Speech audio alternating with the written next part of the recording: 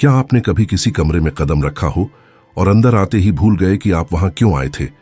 क्या ऐसा हुआ है कि आप चश्मा खोज रहे हो जबकि वह आपके चेहरे पर ही लगा हो, या बाहर जाते समय आपको शक हो कि आपने दरवाजा बंद किया भी था या नहीं? अगर ये बातें आपको परिचित लगती हैं तो आप अकेले नहीं हैं। और सबसे अच्छी बात यह है कि ये भूलना स्मृति की कमी नहीं है। ऐसे रोजमर्रा के भूल जाना आपकी सोच से कहीं ज्यादा आम है और यह गिरावट का संकेत नहीं बल्कि एक अवसर हो सकता है।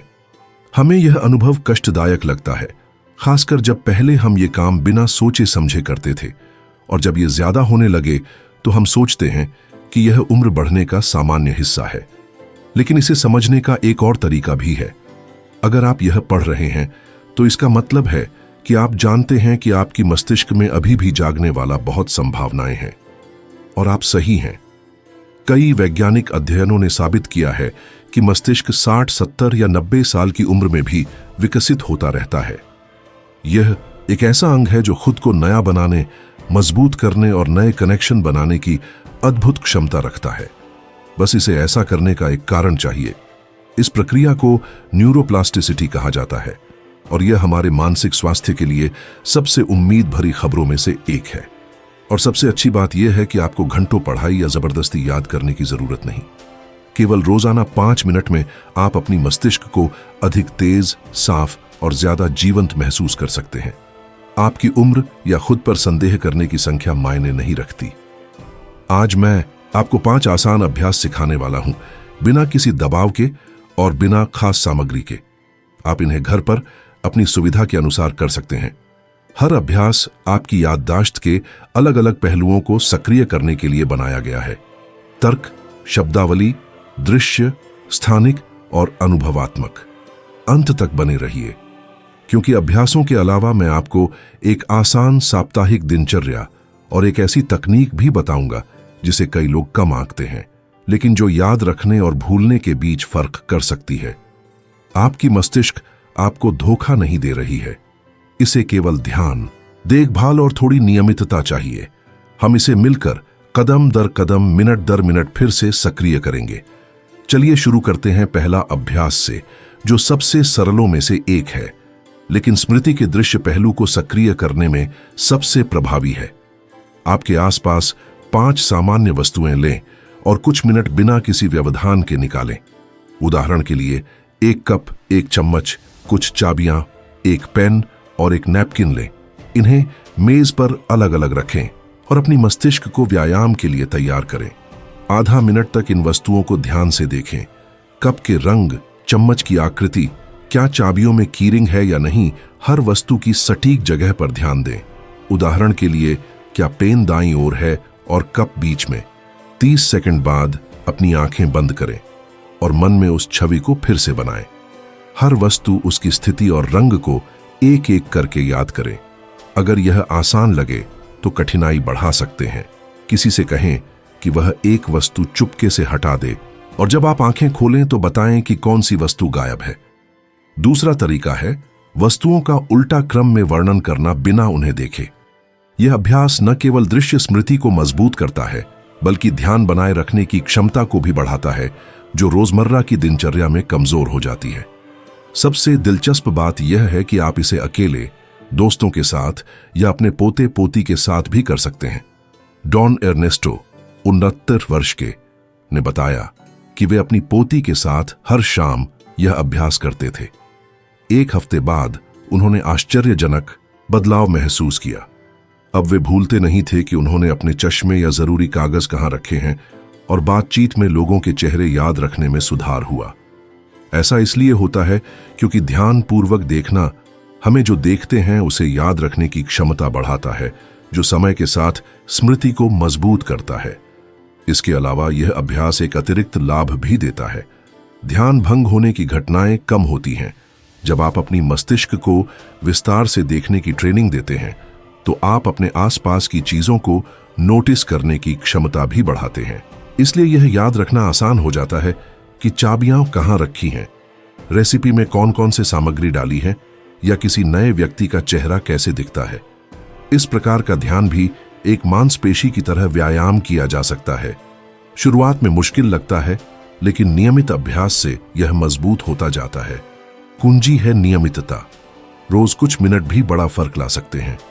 दूसरा अभ्यास आपकी मस्तिष्क के एक और महत्वपूर्ण पहलू को काम करता है, स्थानिक स्मृति, जो आपको मार्गदर्शन देती है, बताती है कि चीजें कहाँ हैं, किसी जगह कैसे पहुंचना है और आत्मविश्वास से चलना है।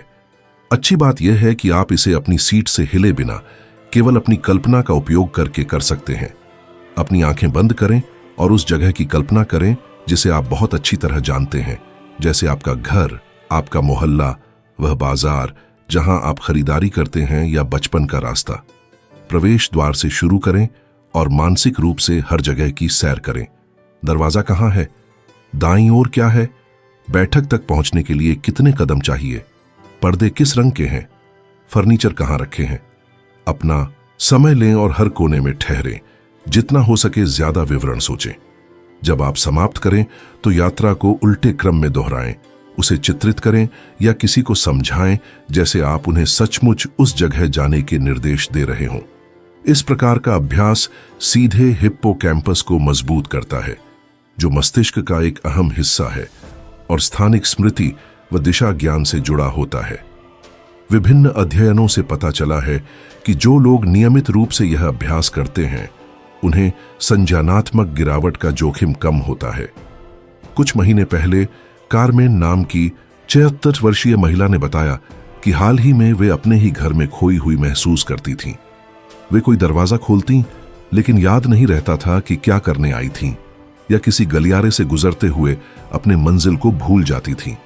उन्होंने तय किया कि रोज सुबह उठने से पहले यह मानसिक यात्रा करेंगी।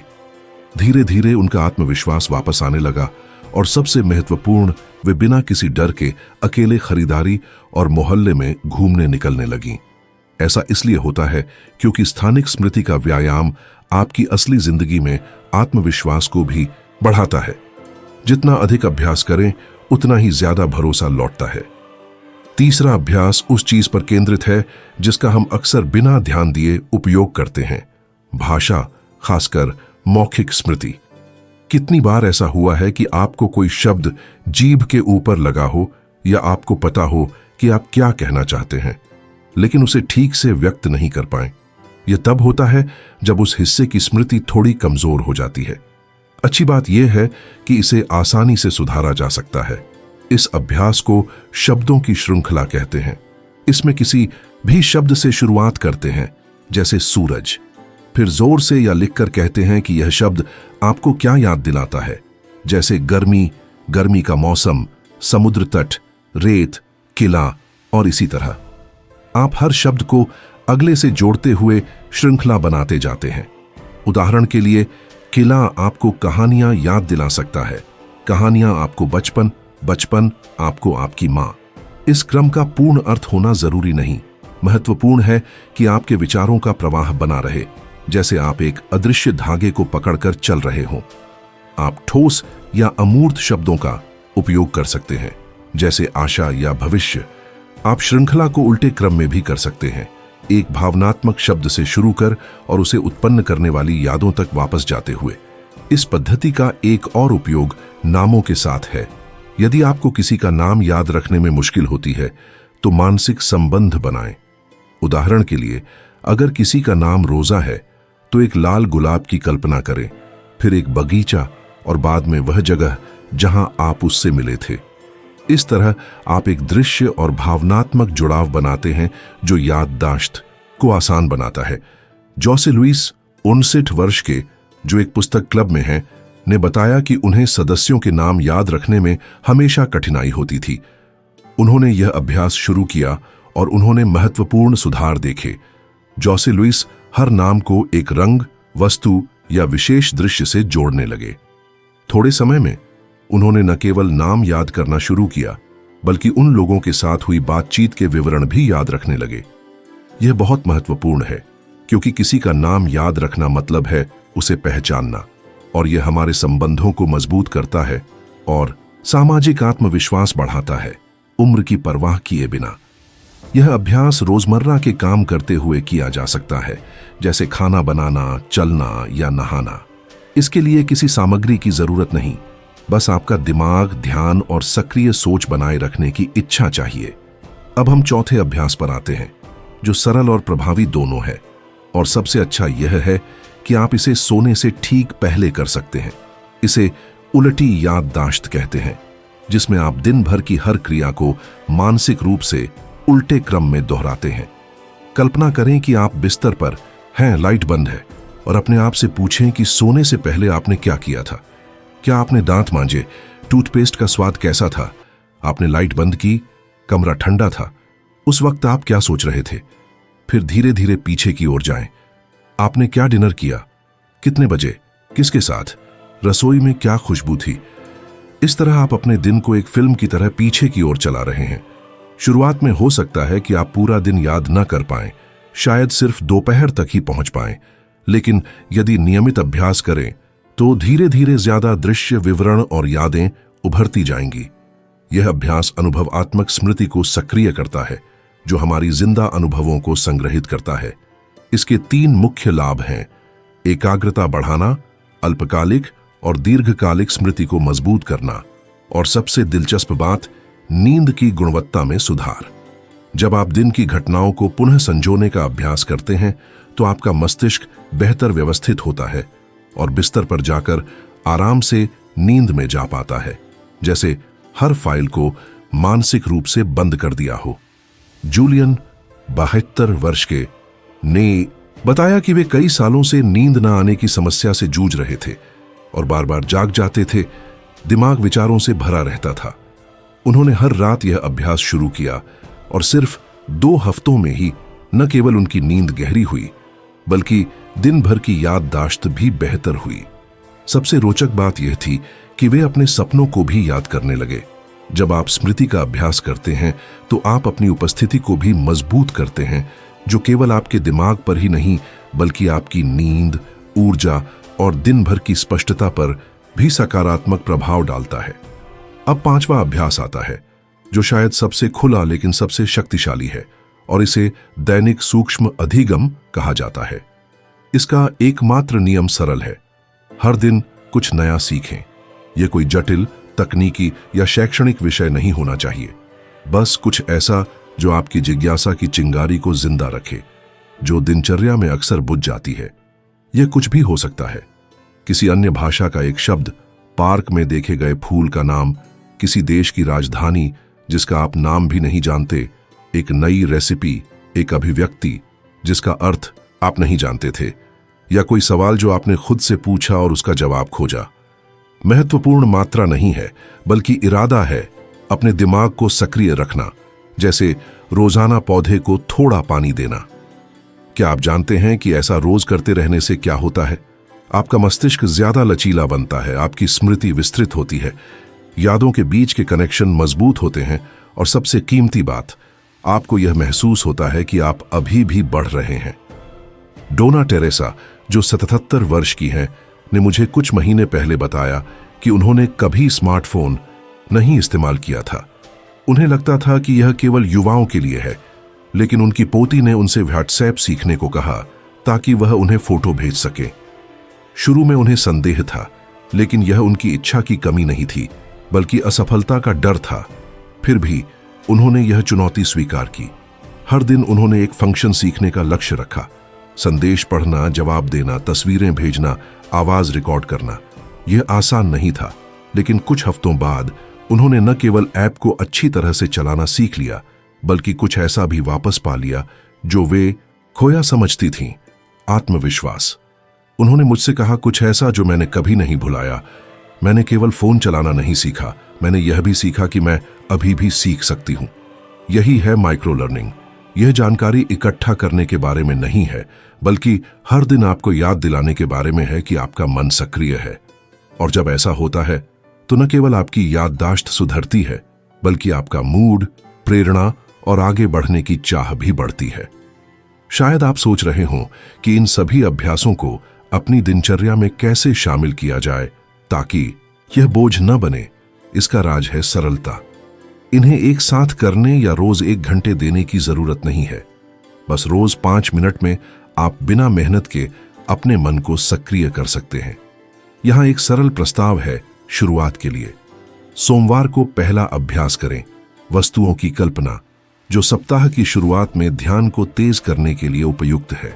मंगलवार दूसरा अभ्यास, मानसिक यात्रा, इसे आप जागने के बाद या सोने से ठीक पहले कर सकते हैं।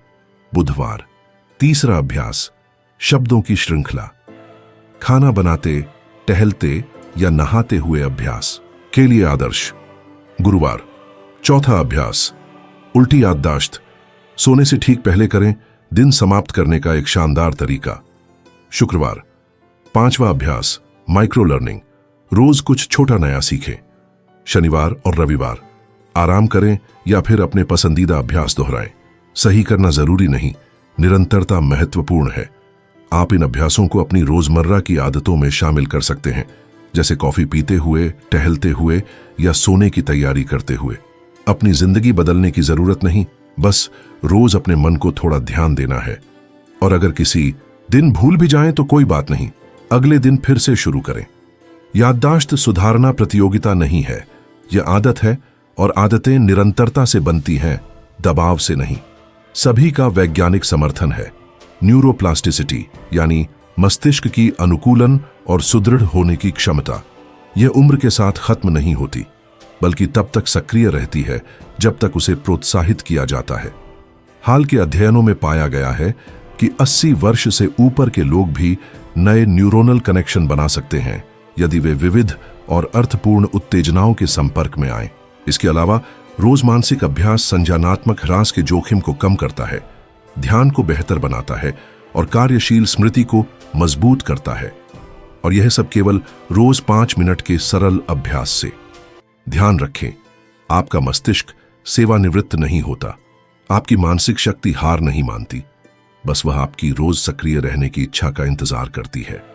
और वह निर्णय, चाहे छोटा हो, आपकी बुढ़ापे की प्रक्रिया को बदल सकता है, आपको स्पष्टता, आत्मविश्वास और उपस्थिति वापस दे सकता है।